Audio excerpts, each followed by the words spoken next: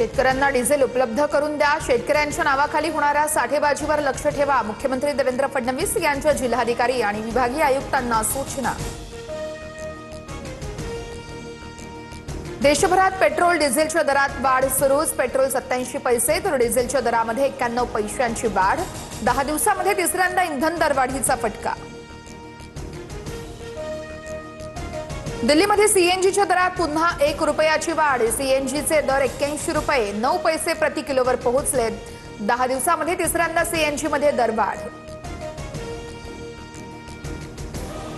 सर्वसामान्य मुंबईकरांचा वडापाव महागला, वडापावसाठी आता 20 ते 35 रुपये मोजावे लागणार।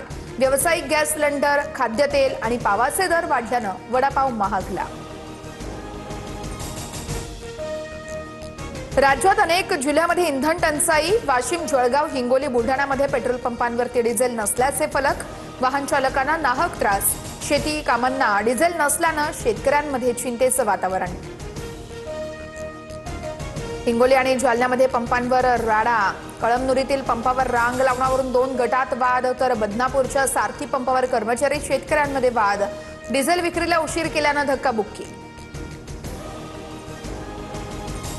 चेंबर ऑफ ट्रेड अँड इंडस्ट्रीचं पंतप्रधान मोदींना पत्र, पेट्रोल आणि डिझेलला जीएसटीच्या कक्षेत घेण्याची मागणी, यामुळे पेट्रोल आणि डिझेलच्या किमती 15 ते 20% कमी होण्याची शक्यता।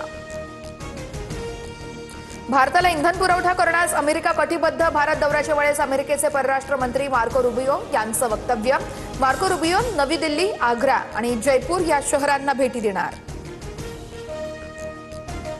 मुख्यमंत्री फडणवीसांचा मुंबई ते शिर्डी वंदे भारतनं प्रवास, प्रवासादरम्यान फडणवीसांकडून फाईलवर सह्या। वंदे भारत ही अनुपम भेट असल्याची मुख्यमंत्री फडणवीसांची प्रतिक्रिया। विधान परिषदेच्या जागावाटपासाठी भाजप आणि शिवसेनेत खलबतं, उपमुख्यमंत्री शिंदेंच्या नंदनवन बंगल्यावरती बैठक संपन्न, निवडणुकांच्या जागांवरून शिंदे, बावनकुळे, रवींद्र चव्हाणांमध्ये चर्चा। विधान परिषदेच्या जागावाटपासंदर्भात निर्णय अंतिम टप्प्यात, मुख्यमंत्री आणि दोन्ही उपमुख्यमंत्री जागांसंदर्भात शिक्कामोर्तब करतील। नंदनवनवरील बैठकीनंतर मंत्री चंद्रशेखर बावनकुळे यांची प्रतिक्रिया।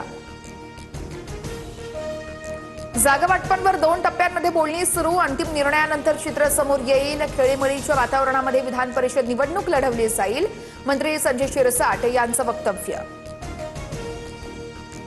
काडीची अक्कल नाही, न्यायमूर्ती सचिवांनी भेटून फरक नाही पडला, तिथे हॉटेल चालवणारा काय करणार, लक्ष्मण हाके यांची प्रसाद लाड यांच्या सहजरांगेंवर सडकून टीका।